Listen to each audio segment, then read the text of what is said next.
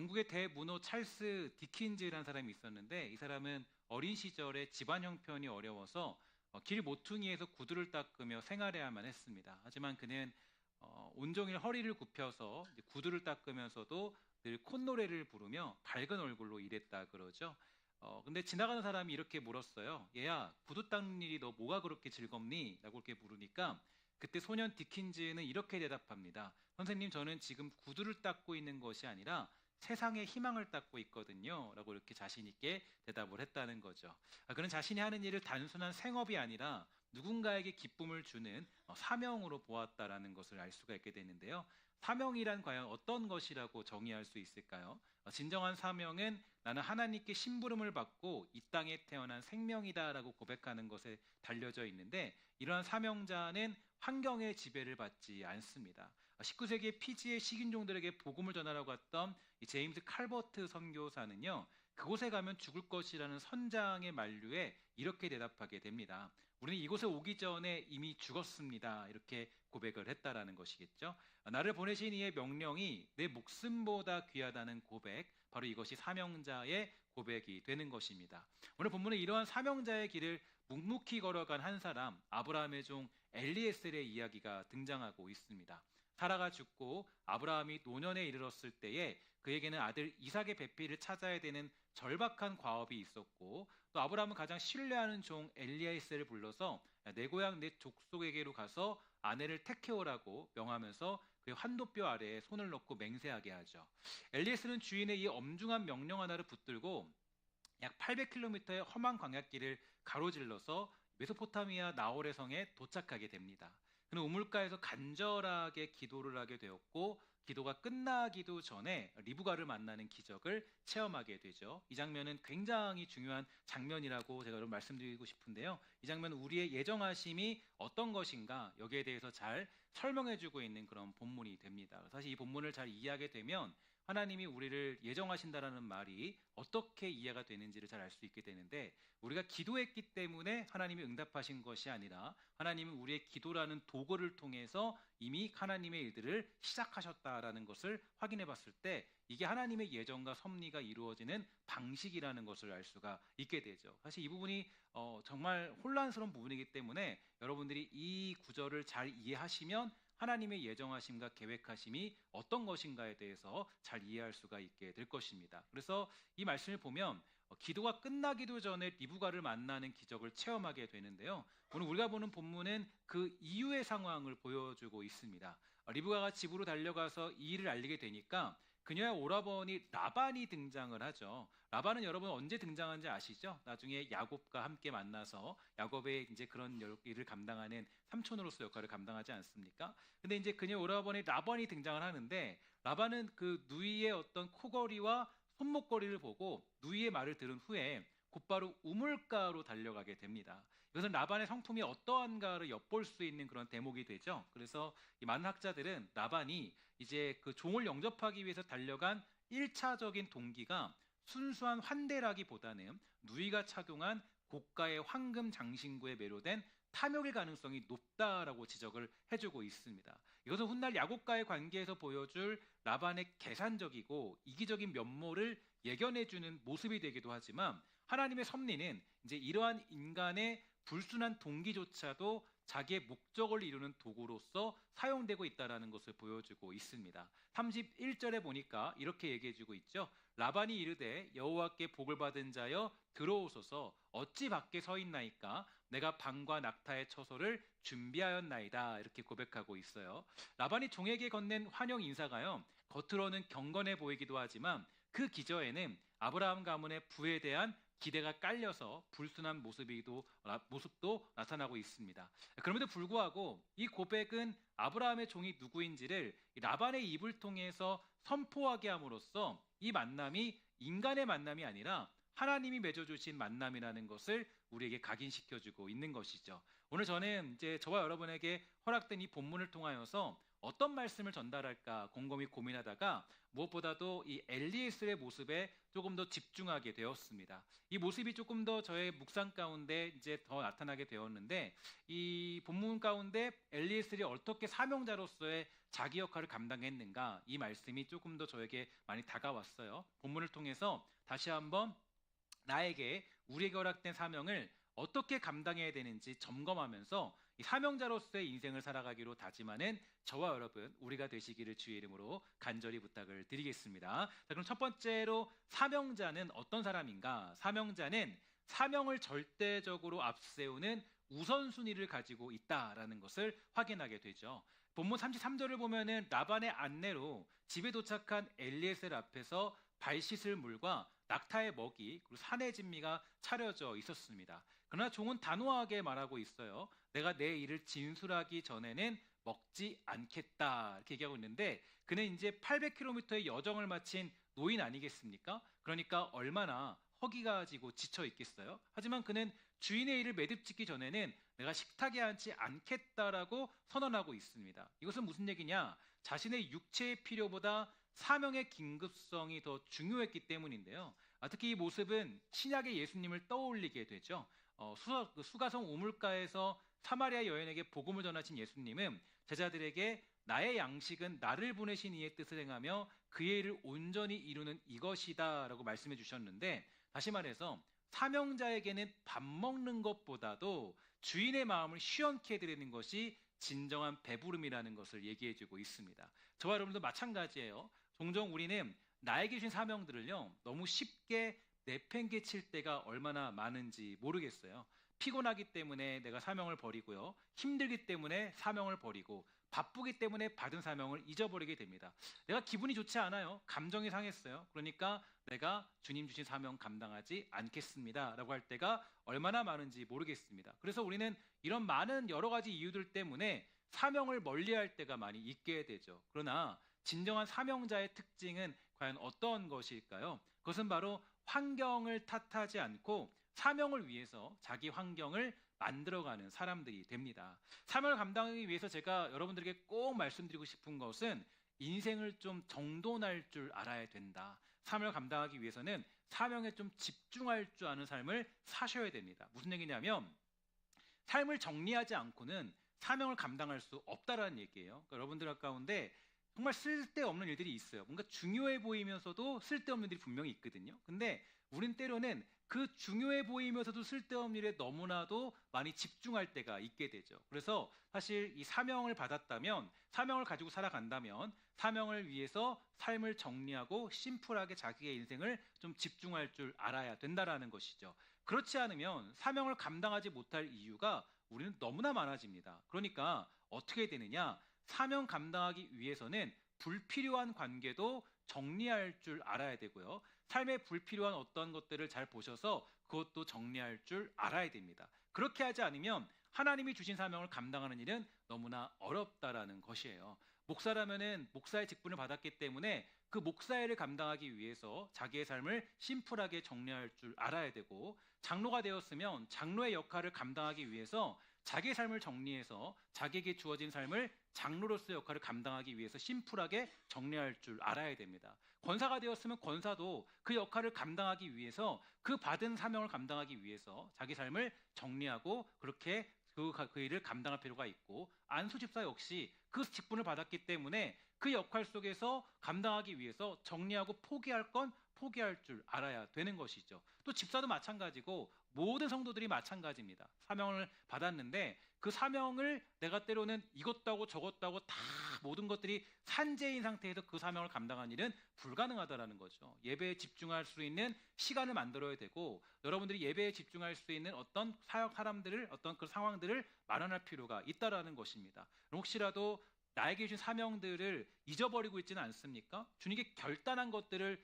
잊어버리고 있지 않습니까? 오늘 성령님께서 제가 간절히 소망하고 기도하는 것은 여러분에게 맡기신 사명들, 그 사명을 다시 한번 성령님이 상기시켜 주셔서 떠올리게 하는 역사가 있게 되기를 주의 이름으로 간절히 축원합니다. 그러할 때 우리가 정말 맡은 사명이 떠오르게 된다면 쉽게 그 사명을 버리지 마십시오. 그 사명을 끝까지 충성되이 감당하는 우리 주의 백성들, 우리 성도들 되기를 주의 이름으로 간절히 부탁을 드리겠습니다. 두 번째로 사명자의 특징이 있다면, 사명자는 하나님의 역사만을 드러내는 간증의 삶을 살아가게 된다라는 것을 확인하게 됩니다. 사실 오늘 우리가 보는 본문의 기록은요, 이 아브라함의 노종, 그 노종이 리브가의 가문에서 행한 한편의 위대한 간증문이라고 얘기할 수 있을 것입니다. 본문에서 엘리에셀은 연설을 시작하면서 자신을 아브라함의 종이라고만 소개하는데, 사실 그가 그 아브라함의 종이라고 얘기하기보다는 뭔가 좀 자신의 대단한 것을 드러낼 수 있고 자기 능력을 과시할 수도 있는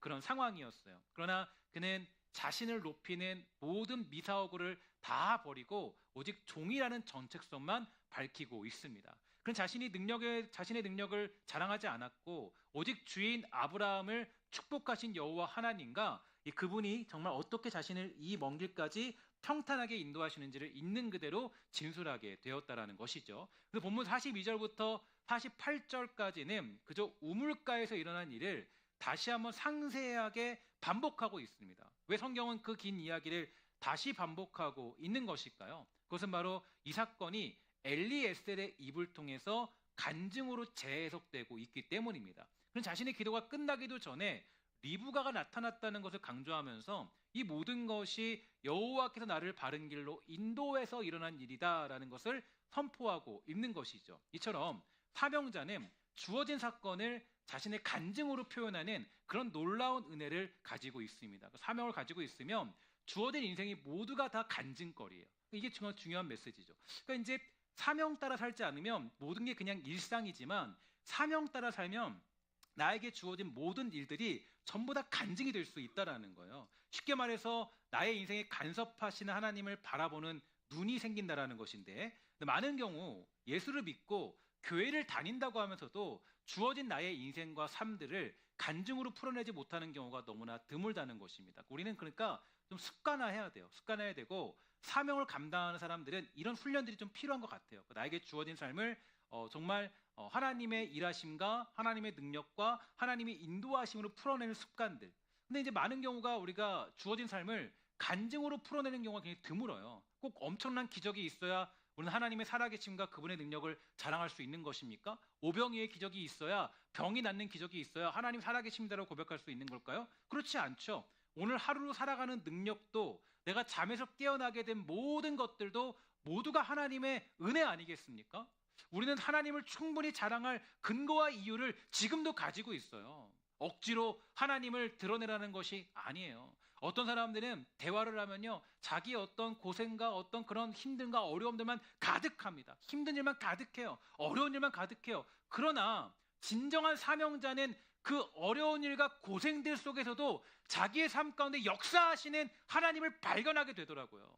하나님의 인도하심에 대한 간증으로 여러분의 삶을 풀어내는 훈련을 감당하십시오. 나에게 주어진 직장에서, 사회에서, 나에게 주어진 가정에서 하나님의 역사로 말미암아 살아가는 인생, 내가 지금 숨을 쉬고 있는 그 자체로 하나님께 간증할 것이 너무나 많이 있습니다. 하나님의 인도하심에 대한 간증으로 여러분 삶을 풀어내는 훈련을 하셔야 돼요. 그래야 우리 뭐 할 수 있냐면, 그래야 사명을 감당하는 일에 집중할 수가 있게 되는 것이에요. 오늘 엘리에셀처럼 하나님이 했습니다라는 고백이 끊이지 않는 인생 되기를 주의 이름으로 간절히 부탁을 드리겠습니다. 마지막 세 번째로 사명자의 특징이 있는데요. 이 특징은 바로 하나님의 섭리를 믿는 인생이라는 거예요. 오늘 본문의 사건의 주역은 엘리에셀도 아니고 리브가도 아니고 라반도 아니죠. 진정한 주인공은 누구입니까? 바로 보이지 않는 손으로 리브가를 우물가로 인도하신 분, 종의 기도에 즉각적으로 응답하시며 탐욕스러운 라반의 마음까지도 환대의 도구로 바꾸신 분, 바로 우리 여호와 하나님 아니겠습니까? 그러니까 우리가 보세요. 우리가 이렇게 생각하면은 간증하지 않을 이유가 없어요. 모든 것들이 다, 때로는 악인을 만난 것도, 나를 힘들게 만든 사람 만난 것도, 때로는 내가 정말로 나를 정말 어렵게 만드는 문제를 만난 것도 하나님의 은혜라고 고백할 수밖에 없는 이유가 바로 하나님이 모든 것들을 다 인도하셨기 때문이에요. 라반의 그 악한 마음까지도 환대의 도구로 사용하시잖아요. 우리가 이걸 봤을 때 우리는 때로는 악인을 만나고 힘든 문제를 만나면 이거 뭐 하나님의 역사 말할 것도 없고 힘들고 어려운데, 아니죠. 그 어려움으로 말미암아서 우리가 뭐 할 수 있어요? 기도할 수 있잖아요. 하나님 간절하게 하나님 찾을 수 있잖아요. 새벽 기도할 수 있고 하나님을 부를 수 있잖아요. 그게 우리의 고백이 되는 거예요. 어려움을 만나면 그게 원망할 일이 아니라 그 문제를 말미암아 우리는 더욱더 하나님을 찾을 수 있고 하나님의 인도하심에 있다는 걸 고백할 수밖에 없다라는 거예요. 그러니까 어때요? 우리가 간증할 거라 너무 멈춰나는 거예요. 하나님의 자신의 언약, 즉 내 씨로 말미암아 천하 만민이 복을 받으리라는 그 약속을 지키기 위해서 한 노종의 걸음걸음까지도 세밀하게 간섭해 주셨습니다. 그리고 엘리에셀은 이 섭리를 믿었기 때문에 그는 확신 가운데 다음과 같이 고백하고 있어요. 40절 말씀인데 우리 함께 다 같이 한 목소리를 읽도록하겠습니다. 시작. 여호와께서 그의 사자를 너와 함께 보내어 내게 평탄한 길을 주시리니. 아멘.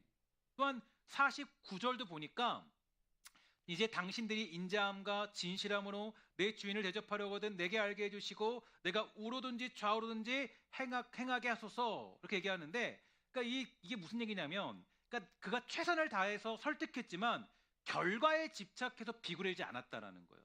그러니까 이제 저도 이 목회를 하면서 그런 생각을 많이 하는데, 그러니까 어떤 결과에 집착하기 시작하면 그때부터 아무것도 안 되더라고요. 내가 드러날 수밖에 없고 내가 뭔가 하려고 그러고 그때 문제가 생기는 거예요. 그러니까 뭐냐면 그저 좋은 결과를 만드는 일에 이 사람은 집중하지 않았고 오직 하나님의 섭리와 그분의 주권을 믿는 믿음으로 자기 일을 감당했다라는 거예요. 만약에 거절당한다면 그것 또한 하나님의 다른 뜻이 있음을 믿고 미련 없이 내가 발걸음을 옮기겠다라고 고백하고 있는 장면이 여기에 등장하고 있는 것입니다. 오늘날도 우리도 마찬가지예요. 인생의 중요한 결정을 앞두고 있을 때 이 엘리에셀과 같은 기도의 자세와 성실함이 필요합니다. 특히 하나님의 섭리를 믿는 자들은 더욱더 성실하게 살아가야 될 텐데요. 왜냐하면 우리의 아버지 하나님이 늘 성실하게 저와 여러분들을 인도하시는 주님이 되시기 때문이죠. 하나님은 어제나 오늘이나 변함없이 자기 백성을 바른 길로 인도하시는 분 아니겠습니까? 그런데 어떻게 우리가 게으름을 피우면서 그저 하나님의 섭리를 기다리는 인생으로 살아갈 수 있겠습니까? 성실하고 충성스럽게 우리는 사명을 감당하는 인생을 살아야 됩니다. 하나님께서 늘 우리를 성실하게 인도한다는 사실을 여러분 믿고 계신다면 더욱더 여러분의 인생을 주님의 섭리 앞에 성실하게 응답하며 살아가는 삶으로 만들어내시기를 주의 이름으로 간절히 부탁을 드리겠습니다. 그것이 하나님의 섭리와 주권을 아는 자의 모습이 되는 것이죠. 말씀을 정리하고 맺습니다. 오늘 우리는 엘리에셀의 모습을 통해서 사명을 따르는 법과 간증하는 법, 그리고 섭리를 신뢰하는 법을 배우게 되었습니다. 엘리에셀은 주인이 맡긴 일을요, 목숨처럼 완수해낸 완벽한 사명자 역할을 감당한 진정한 사명자의 일들을 감당하게 되었죠. 저 여러분들도 그러한 사명자의 역할을 잘 감당해내는 역사가 우리 모두에게 있게 되기를 주의 이름으로 간절히 부탁을 드리겠습니다. 그것이 바로 종으로 부름받은 우리가 감당해야 될 일이에요. 또한 우리를 친구로 부르신 주님의 그 환대함 앞에 가져야 될 모습이 됩니다. 잃어버린 사명이 있습니까? 감당하기로 했지만 내팽기친 사명이 혹시 있을까요? 다시 그 사명을 붙잡으십시오. 그냥 때우기로 주의 일을 감당하지 마세요. 그러면 안 된다라는 거예요. 사명이 다 있어요. 여러분이 직분 받을 때 다 사명 감당하기로 약속하셨잖아요. 하나님 앞에 또 어떤 일들을 감당할 때 사명 감당 약속하셨잖아요. 근데 우리는 너무 쉽게 내팽개치고 너무 쉽게 우리는 그것들을 버릴 때가 있어요. 열심히 감당함으로도 있겠지만 너무 쉽게 그것들을 쉽게 버리는 사람들이 많이 있다라는 거예요. 다시 그 사명을 붙잡아야 되는 거예요. 제가 오늘 이 말씀이 왜 주어졌나, 왜 이 말씀이 우리에게 주어졌나 고민이 생각해 보니까 4월 달이 딱 뭐냐면 사명 내팽개치기 제일 좋은 달이더라고요. 그죠? 1월 달까지는 1, 2, 3월까지는 그래도 작심 3일 아니면 3달? 작심 3달까지는 가잖아요. 근데 4월쯤 되면 그때부터 유혹이 있어요. 날씨도 좋고 뭐 꽃도 좋고 뭐 나무도 좋고 어떻게 다 좋잖아요. 그러니까 사명 그거 다음에 하지 뭐 나 너무 좋은데 꽃이 좋은데 너무 좋은데 그죠? 여러분 그렇게 되면 안 되는 거예요. 그러니까 하나님이 왜 그렇게 줬나 보니까 4월 달에 딱 보면 이 사명자의 모습을 회복하라고 주신 것 같아요. 여러분 잃어버린 사명 있습니까? 다시 회복하세요. 회복하셔야 돼요. 회복하시기를 주의 이름으로 간절히 축원합니다. 사명 감당할 때 우리가 하나님 나라를 임하게 되는 것이고 우리 안에 진정한 기쁨이 생겨나게 되는 거죠. 또한 사명 감당할 때 비로소 우리는 예수 믿는 기쁨을 누리게 되는 것입니다. 많은 사람들이 그래요. 예수 믿고 내가 뭔가 좀 힘을 얻기 원한다고. 근데 힘을 잘 못 얻어요. 왜 그런지 아세요? 사명 감당 안 하면 평안을 누릴 수가 없습니다. 그게 우리 원칙이에요. 말로만 사랑하는 그 모습 속에 유익이 없어요. 그럼 부부끼리 가장 행복할 때가 언제예요? 바로 행동이 있을 때요. 내가 너 사랑해 하면은 뭐가 있어야 돼요? 행동이 있어야 돼요. 제가 늘 말씀드리지만 이 부부가 이제 그 결혼하기 전에 항상 하는 말이 있어요. 내가 너 그 남편이 늘 얘기하죠. 나 너 너무 사랑하니까 내가 너 저기 하늘에 있는 해와 달과 별 다 따다 줄게. 달 따다 줄게. 다 속아 넘어서 결혼하신 분 여기 다 계시잖아요. 그죠? 다 그러잖아요. 다 그거 믿고 왔잖아요. 아, 우리 남편이면은 정말 달도 따다주고 또 별도 따다주고 다 할 것 같은데. 근데 여러분 뭐예요? 결혼하니까 달 따다줄 신용도 안 하면 그건 남편 아니죠, 그죠? 그럼 이혼을 해야 돼. 그럼 안 되는 거예요. 뭐예요? 신용은 해야 돼. 신용은 내가 별 따다줄게 하면서 점프라도 하고 거기 매점 가가지고 그 뭐예요? 별 사탕 사다 놔서 갖다 줘야 된다고요. 그걸 그래야 되는 거 아니고 맞잖아요. 근데 그런 노력도 안 하면 안 되는 거죠. 거기에 뭐가 있어요, 그죠? 예, 박수 박수 나는데 그게 그러다 안 되면 어때요? 안 되면 안 되는 거죠. 그러면 안 돼요. 뭐가 있어야 돼요? 거기에 행동이 있어야 돼요. 아내도 마찬가지입니다, 그죠? 남편 그러면 안 돼요. 그 마찬가지죠. 여러분 거기에 뭐가 있어요? 기쁨이 있는 거예요. 거기에 기쁨이 있어요. 이상하게도 그 행동에 기쁨이 있다고요. 사랑한다는 말에는 언제나 행동이 있을 때 그 행동 속에서 뭐가 있냐면 거기에 진짜 그 부부간의 관계가 회복되고 거기 안에 진짜 즐거움이 있는 거예요. 하나님 관계도 마찬가지예요. 많은 사람들이 뭘로 하려고 그러면 말로 때우려고 그래. 말로. 하나님과의 관계를. 말로. 듣는 걸로. 그걸 때우려고 그래요. 아, 나 예배 한번 참석했지. 아니죠. 내가 무슨 삶을 감당해야 되는가. 예배를 통해 뭐예요? 예배를 통해서는 하나님이 나를 얼마나 사랑하는지 깨닫는 거잖아요. 나를 어떻게 불렀는지 깨닫잖아요. 그리고 내가 결단하는 거예요. 하나님, 내가 어떻게 살아가겠습니다. 나를 이렇게 사랑하신 주님, 내가 하나님의 일을 감당할게요. 그게 우리가 가져야 될 모습 아니에요? 제가 그런 경험이 있어요. 제가 처음에 예수를 만나고 주님을 만나고 청소년 캠프에서 제가 데려간 청소년들은 은혜도 안 받았는데 저만 막 은혜 받고 막 그러니까 은혜 받으면서 그랬어요. 하나님, 제가 주님 사랑 너무 커서 제가 뭘 하면 좋겠어요. 하나님 마음이 주시는 게, 야, 너같이 방황했던 청소년들 너가 섬겨라. 그래서 제가 그때 느꼈던 게, 하나님 제가 그거 할게요. 아무것도 가진 게 없는데 그때 그 일도 도전하면서 하나님의 사랑에 응답했던 모습이 있었던 것 같아요. 하나님의 사랑을 느끼면 당연히 거기에 뭐가 있냐면 행동이 있었는 거예요. 사명 감당하는 거죠. 사명 감당하는 거. 하나님, 나 너무 사랑하셔서 내가 하나님께 사명 감당합니다. 행동이 있을 때 뭐가 있냐면 제가 그때 막 그 청소년 캠프 하면서 막 빚도 많이 지고 막 정말 뭐 어려웠거든요. 대학생이 뭐 돈이 있겠어요. 아무것도 없죠. 대학생이.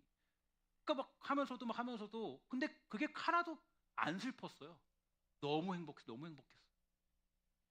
왜냐면 이게 거기에 진짜 행복이 있는 거거든요. 사명 감당하는 일에. 여러분 정말 우리가 사명을 내팽개치면 하나님을 감당하지 않으면 그냥 좋을 것 같죠? 그러면 그냥 썬데이 크리스찬 되는 거예요. 사명 안 하면. 그냥 교양 없고 그냥 뭐 좋은 얘기 듣다가 가고. 사명을 감당하고 거기에 나의 눈물과 피와 땀이 있어야 뭐가 있냐면 하나님의 은혜를 경험할 수 있게 되는 것입니다. 다시 한번 여러분 삶을 잘 정리해서 잃어버린 사명을 잘 발견하시고 그 사명을 잘 감당해내는 복되고 아름다운 성도가 되기를 주의 이름으로 간절히 부탁을 드리겠습니다. 특별히 우리 주님은 우리가 가만히 있기를 원치 않으세요. 사명 감당하기를 원하시는 분입니다. 그게 어디에 드러나냐면 달란트 받은 자들의 비유를 생각해 볼게요. 주인은 종들에게 달란트를 맡겨놨죠. 10달란트, 5달란트 받은 종들은 열심히 사명 감당하니까 뭐가 있어요? 달란트를 남기는 기쁨을 누리게 됩니다.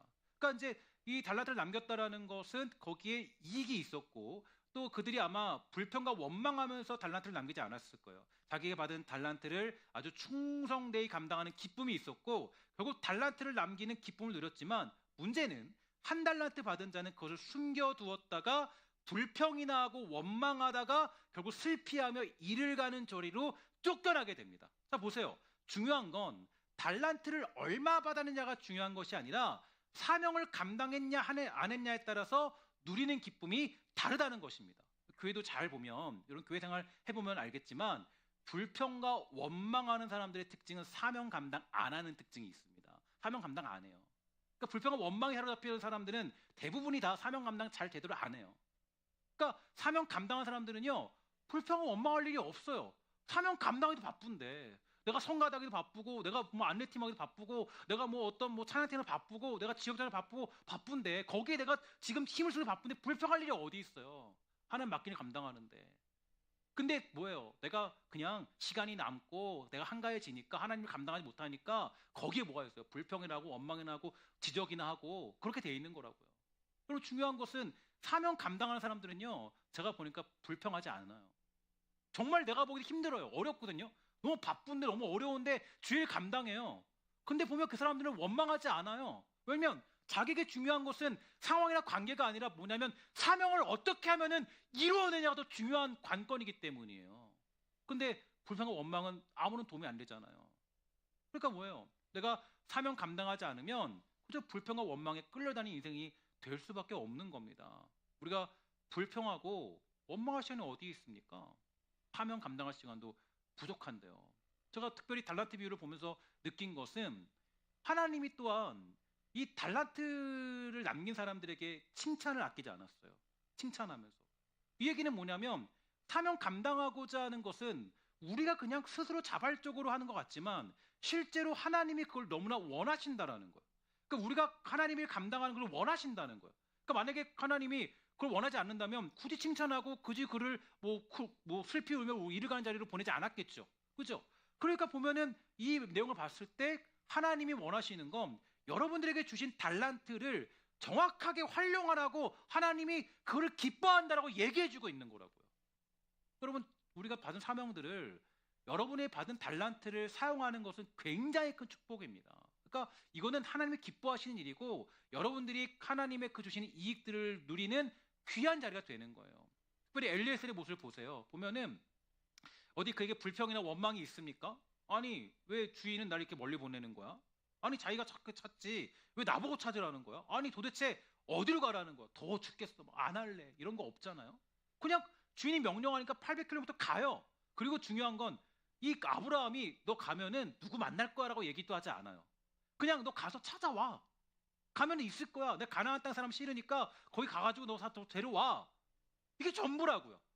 얼마나 여러분 보면은 원래 이 지도자의 역할은 조금 세밀하게 얘기를 해주잖아요. 근데 사실 저도 좀 아브라함과이긴 한데 좀 이렇게 얘기해 줄 때 좀 이렇게 그냥 다 야 가서 어디 가면 몇 시 만날 거야 라고 얘기하면 좋은데 그렇게 하지 않고 너 가서 그냥 찾아와봐 라고 얘기를 하거든요. 근데 거기에 뭐예요? 거기에서 엘리에셀이 뭐라 그래요? 나 주인님 왜 그러세요? 나 지금 나 죽이려고 작정하는 거예요. 내가 지금 나이가 몇 살인데 지금 어디 갔다 오라는 거예요? 그러지 않죠? 갈게요. 제가 다녀옵니다. 감당할게요. 그냥 감당해요. 그러니까 그 힘든 일을 감당하고서 하나님께 영광을 돌리고 또 그 인생을 간증으로 살게 됩니다. 이게 바로 사명을 감당하는 사람이 가지는 놀라운 모습들이에요. 오늘 그 사명자 역할을 여러분 잘 감당해서 기쁨으로 달란트의 이익을 남기는 기쁨이 저와 여러분 우리에게 회복되기를 주의 이름으로 간절히 부탁을 드리겠습니다. 마지막으로 오늘 우리가 눈여겨볼 것이 한 가지 더 있는데 그건 바로 엘리에셀은 사명자를 넘어서 동역자의 인생으로 살게 되었다는 것입니다.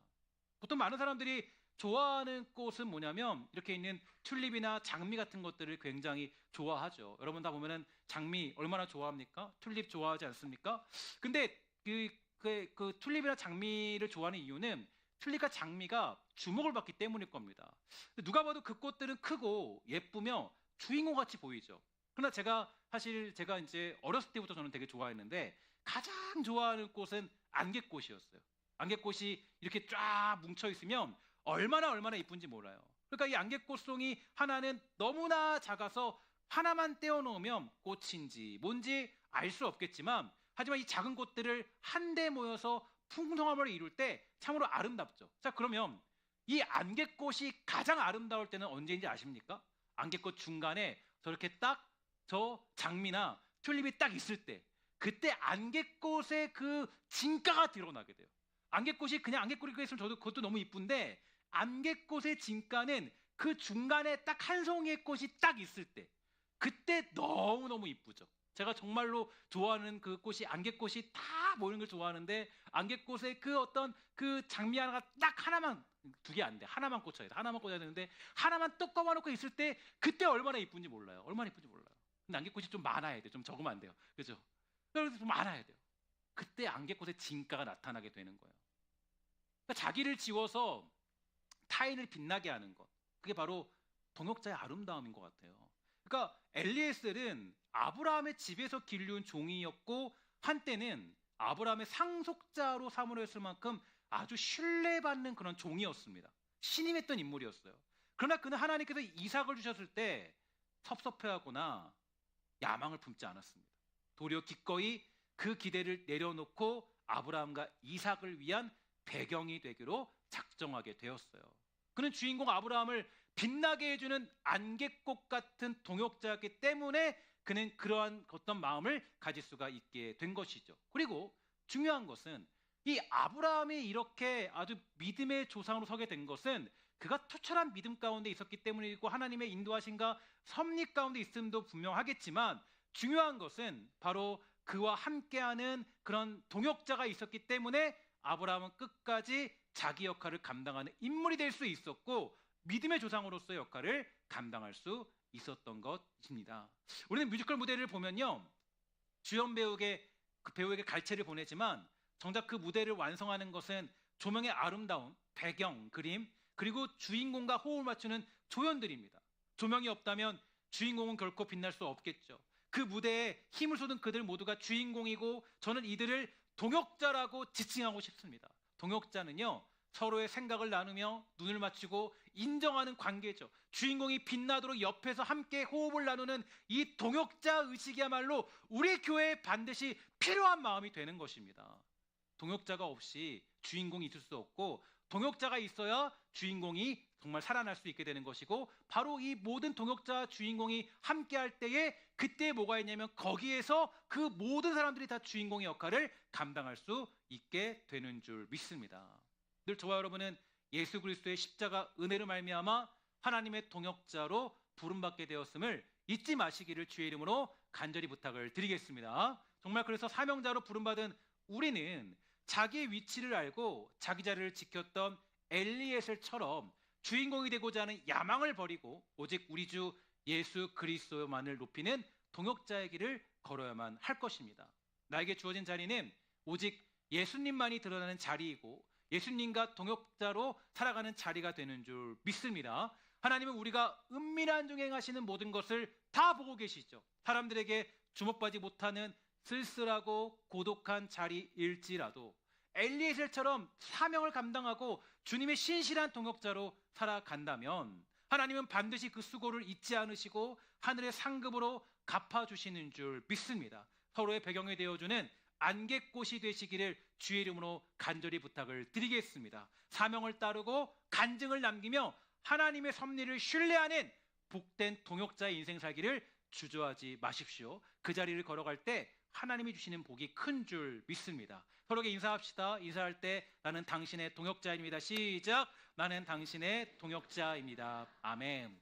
동역자는요, 서로를 빛나게 해주는 거예요. 나 자신을 말미암아 상대방이 빛나게 해주는 역할을 감당하는 것. 아브라함의 신실한 동역자 엘리에셀처럼 우리 주 예수 그리스도의 이름을 빛내며 그분의 비전을 함께 이루어가는 복된 성도님들이 다 되어서 특별히 우리 교회가 특별히 이런 동역자 의식으로 말미암아 하나된 교회로서 하나님의 나라를 드러내기에 충분한 신성교회, 우리 아름다운 좋은 교회 되기를 주의 이름으로 간절히 부탁을 드리겠습니다. 기도하겠습니다. 사랑의 아버지